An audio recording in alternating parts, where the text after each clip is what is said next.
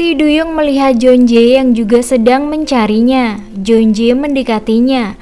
Mereka terdiam saling memandang, hingga para pegawai datang menangkap si Duyung.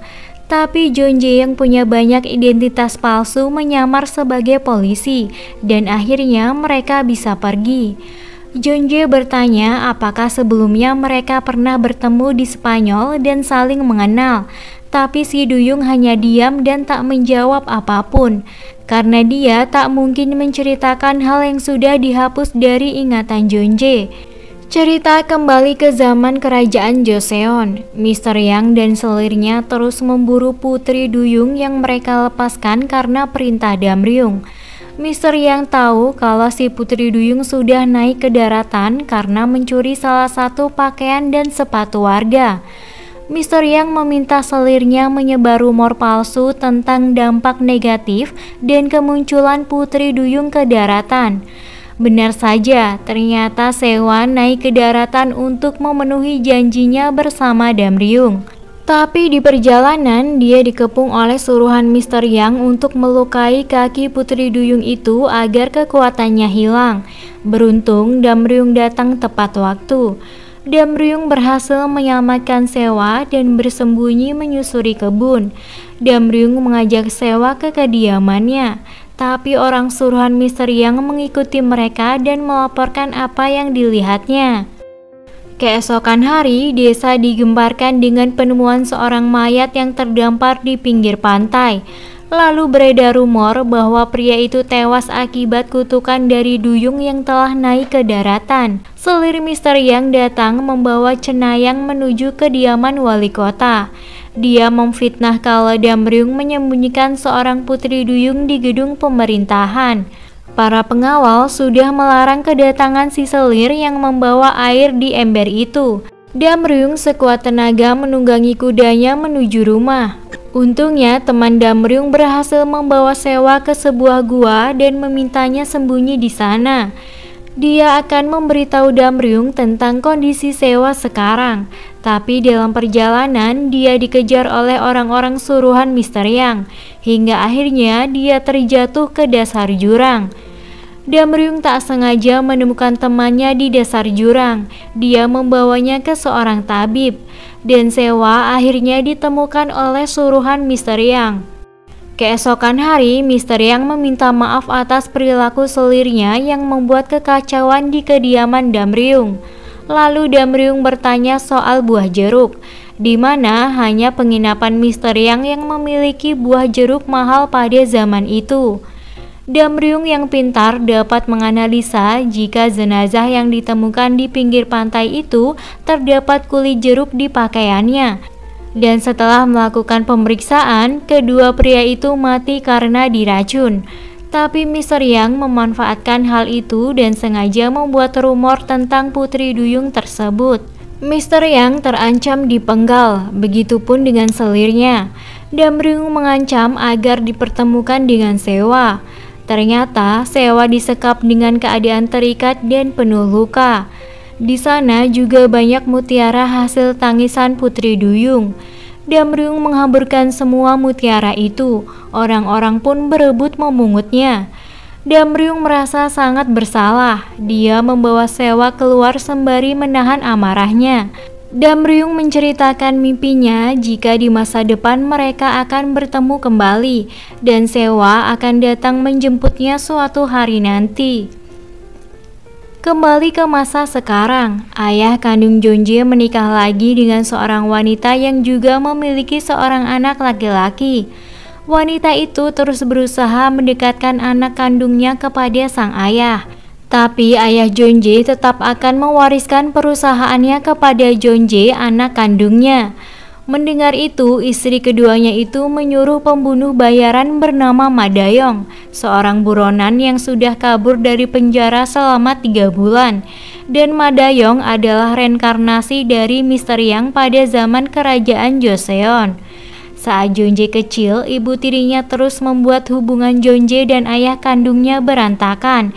Dia berpura-pura baik di hadapan ayah Jeonjae. Keberadaan Jeonjae terus diawasi oleh Ma Dayong. Karena si Duyung tak juga menjawab pertanyaan Jeonjae apakah mereka pernah bertemu sebelumnya, Jeonjae pun meninggalkannya. Walaupun akhirnya dia menjemputnya lagi karena merasa tak tega. Ma Da-yong juga terus mengikuti mobil Jeonjae. Sadar seperti ada yang mengikutinya, Jeonjae pun memacu mobilnya dengan kecepatan tinggi hingga Ma Da-yong kehilangan jejak di suatu belokan kompleks. Jeonjae mengajak si Duyung ke rumahnya. Di sana juga ada Namdo dan Tae-oh. Si Duyung terlihat bingung melihat orang-orang di sana dan segala fasilitas yang ada di rumah itu. Ada kolam renang tapi tak ada ikan kecil untuk dimakannya. Dia mengikuti Tae-oh yang sedang memasak sesuatu di oven. Lalu dia mulai memakan pasta itu pelan-pelan seperti yang sudah diajarkan Jeonjae saat di Spanyol. Namdo merasa aneh mendengar wanita itu berbicara tidak lancar seperti orang Korea biasanya. Karena wanita itu tak memiliki nama, akhirnya Jeonjae menamainya dengan sebutan Simchung yang berarti si bodoh. Walaupun begitu, si Duyung sangat suka dengan nama pemberian Jeonjae. Simchung mencoba berkenalan dengan Tae-oh dan menyebutkan namanya. Tak lama si Ah datang membawa kue ulang tahun. Tatapan Simchung sangat sinis melihat si Ah dan mulai menyebutkan nama layaknya seperti orang sedang berkenalan. Mereka menyalakan lilin dan menyanyikan lagu ulang tahun untuk Jeonjae. Ini pertama kalinya Simchung melihat kue ulang tahun dan gak sabar ingin memakannya. Dia pun mengambil kue itu dengan tangannya lalu memakannya. Tapi saat melihat si A sangat anggun memakan kue, dia pun mulai meniru gayanya karena ingin membuat Jeonjae tertarik. Jeonjae menyuruh Simchung tidur di kamar di atas atap kamarnya. Ma Da-yong terus mencari rumah Jeonjae dengan berpura-pura menawari setiap rumah suatu surat kabar. Hingga suatu ketika dia menawari seorang pria pemarah. Ma Da-yong memberikan tanda di setiap rumah yang tidak dia curigai. Tapi pemilik rumah itu melihat Ma Da-yong saat mencoret rumahnya. Dia pun memarahi Ma Da-yong yang mencoret pagar rumahnya. Tak lama dari itu, polisi mendapat kabar ada seseorang yang dibunuh di sekitaran komplek kediaman Jeonjae. Jeonjae yang baru saja dari luar tak bisa lewat karena ada polisi yang sedang memeriksa. Dia teringat dengan Simchung yang sedang sendirian di rumah. Dia khawatir Simchung bertemu dengan pembunuh itu.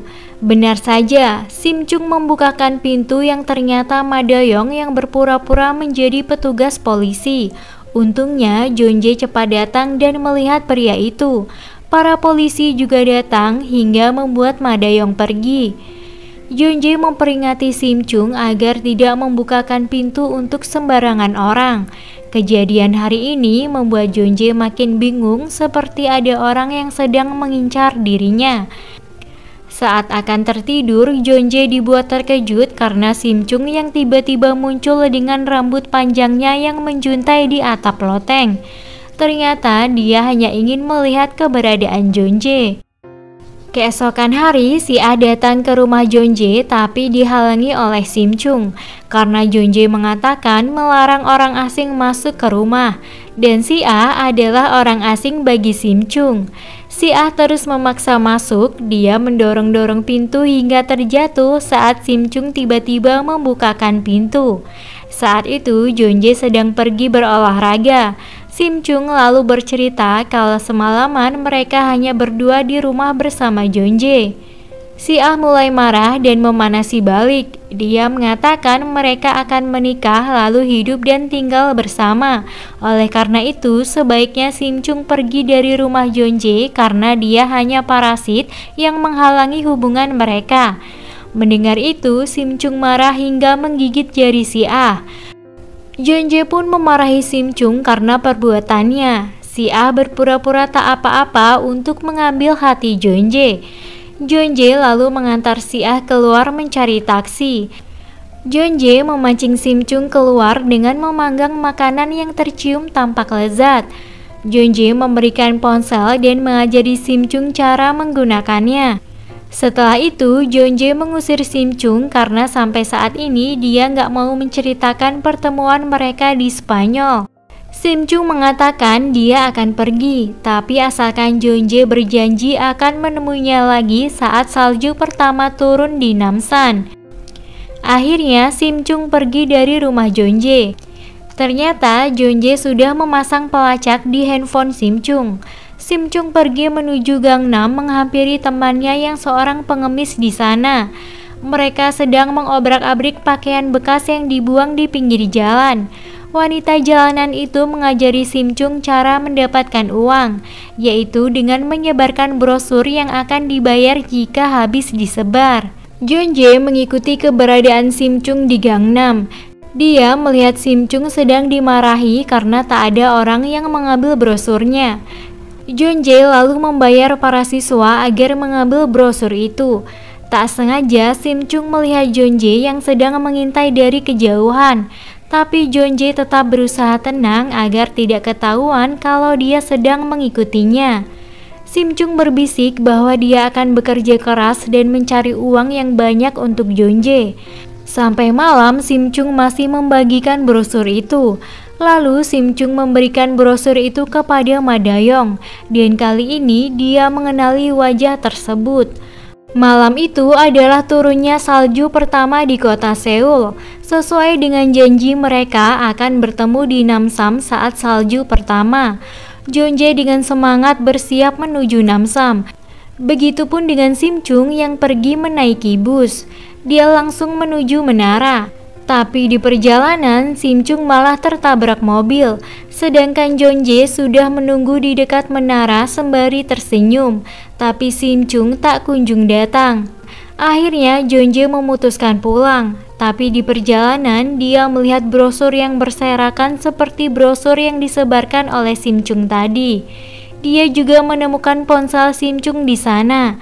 Jeonjae langsung menelpon polisi dan mengunjungi rumah sakit terdekat dari tempat itu. Setelah mendatangi beberapa rumah sakit, akhirnya Jeonjae menemukan Sim Chung di kasur pasien. Jeonjae memegang dahi Sim Chung. Dia kaget suhu badannya sangat dingin. Para perawat ikut panik saat tahu badan pasiennya sangat dingin di bawah suhu normal manusia. Saat itu, Sim Chung memimpikan kehidupan mereka sebelumnya. Lalu alatnya berbunyi, suara yang menunjukkan pasien telah melemah. Jeonjae pun memegangi tangan Sim Chung, dan akhirnya Sim Chung terbangun dan memanggil nama Jeonjae. Sim Chung mengatakan dia memimpikan Jeonjae yang menyelamatkan dirinya. Namdo dan Tae-oh membuat identitas palsu untuk laporan di rumah sakit tersebut. Dan ternyata orang yang menabrak Sim Chung adalah adik tiri Jeonjae yang bernama Ji-hyun. Jeonjae bertemu dengan Ji-hyun setelah sekian lama tidak bertemu. Jeonjae mengingat saat remaja. Saat itu Ji-hyun dengan sengaja memecahkan foto keluarga Jeonjae, tapi ayahnya tak percaya dan malah menampar Jeonjae. Sampai saat ini Jeonjae sangat membenci saudara tirinya yang telah menghancurkan keluarga mereka dan memisahkannya dengan sang ayah. Jeonjae juga bertemu dengan Pak Nam. Pak Nam adalah asisten pribadi ayah Jeonjae yang sangat setia dan selalu menemani Jeonjae. Pak Nam meminta Jeonjae untuk segera menemui sang ayah yang sangat merindukannya. Dia juga memberi teh jeruk buatan istrinya. Hal ini membuat Jeonjae mengingat masa kecilnya dengan Pak Nam yang selalu ada untuknya. Ternyata dari kejauhan Ma Dayong sedang mengintai mereka. Setelah itu, Pak Nam memberitahu ayah Jeonjae kalau tadi dia sudah membujuk Jeonjae untuk menemuinya. Ternyata percakapan itu disadap oleh istri keduanya. Merasa terancam, si istri lalu menyuruh Ma Dayong melenyapkan Pak Nam. Pak Nam adalah reinkarnasi dari pengawal setia Damryung di masa lalu. Seperti mimpi yang dialami Jeonjae yang menemukan seseorang yang terluka mirip sekali seperti Pak Nam. Hal itu bersamaan dengan Pak Nam dicelakai oleh Ma Dayong. Dokter memberitahu Sim Chung dia sudah bisa pulang dan kakinya yang patah sudah sehat kembali dalam waktu kurang dari seminggu. Yona, gadis kecil yang pernah memberi makan Sim Chung, sedang dibully oleh teman sekelasnya karena dia berasal dari keluarga biasa saja. Tapi untungnya ada Sim Chung yang mengangkat si pembuli sampai menangis. Ternyata anak yang membuli ini adalah anak dari Jinjo, kakak dari si A. Tak terima anaknya dibuat menangis, Jinjo langsung mendatangi orang yang membuat anaknya menangis. Saat itu Yona dan Simchung sedang berada di minimarket. Jinjo menanyakan kebenaran dari peristiwa yang anaknya ceritakan. Simchung memberitahu jika anaknya lah yang mulai mendorong dan membuli Yona. Tapi Jinjo malah fokus dan terpesona dengan gaya pakaian Simchung yang terlihat tidak pas tapi terkesan elegan dengan sepatu yang berbeda warna di kaki kanan dan kiri, sehingga dia tak lagi melawan dan hanya terdiam. Simchung menatap Sungai Han mencari ikan untuk dimakan. Saat akan melompat, tiba-tiba seorang pria datang dan mengira Simchung akan bunuh diri. Pria itu kaget karena mereka saling mengerti bahasa Putri Duyung. Ternyata pria ini juga seorang duyung. Dia bernama Jung Hun. Dia sudah lama naik ke daratan. Simchung menjelaskan alasannya datang ke sungai karena kelaparan dan tak punya uang. Lalu Jung Hun memberitahu Simchung kalau air mata mereka sangat berharga jika ditukar dengan uang. Semakin besar ukuran mutiara, maka semakin besar pula uangnya. Dengan semangat, Simchung mengatakan akan terus menangis mengumpulkan uang untuk Jeonjae. Jung Hun terkejut saat tahu alasan Simchung ke daratan hanya karena cinta. Hal itu akan membuat malapetaka ke depannya. Seorang duyung yang naik ke daratan untuk mengejar cintanya akan menjadi sangat lemah jika orang yang mereka cintai tak lagi membalas perasaan sang duyung. Maka mereka akan mati begitu saja. Kekhawatiran mulai muncul dalam pikiran Simchung karena dia tahu kalau Jeonjae belum mencintainya. Tapi Jung Hun akan membantu Simchung agar pria itu cepat menyukainya. Mereka menangis bersama untuk mendapatkan uang dan belanja bersama. Setelah berbelanja, Jung Hun mengantar Simchung pulang dan mengaku sebagai kekasih Simchung. Jeonjae yang melihatnya mulai panas dan memarahi Simchung lalu menariknya masuk ke rumah. Keesokan hari, Simchung menggunakan pakaian rapi dan dandan sangat cantik. Jeonjae yang melihatnya menyuruh mengganti roknya dengan celana panjang karena tak suka melihat Simchung terlalu cantik dan menjadi pusat perhatian. Simchung pun menceritakan rencananya hari ini akan pergi menemui seseorang, tapi Jeonjae menyuruhnya tetap di rumah dan bersih-bersih, sementara mereka bertiga akan pergi bekerja. Saat sedang membersihkan kolam, perhatian Simchung terus tertuju pada air di kolam itu. Di saat bersamaan, Jeonjae kembali ke dalam rumah mengambil ponselnya yang tertinggal. Simchung akhirnya berenang ke dalam kolam dan menjadi putri duyung. Dia teringat perkataan Jung Hun kalau tidak ada manusia di bumi ini yang bisa menerima wujud mereka sebagai duyung. Saat Simchung naik ke atas air, ternyata bersamaan dengan Jeonjae yang melihatnya di dalam kolam. Mereka sempat saling menatap.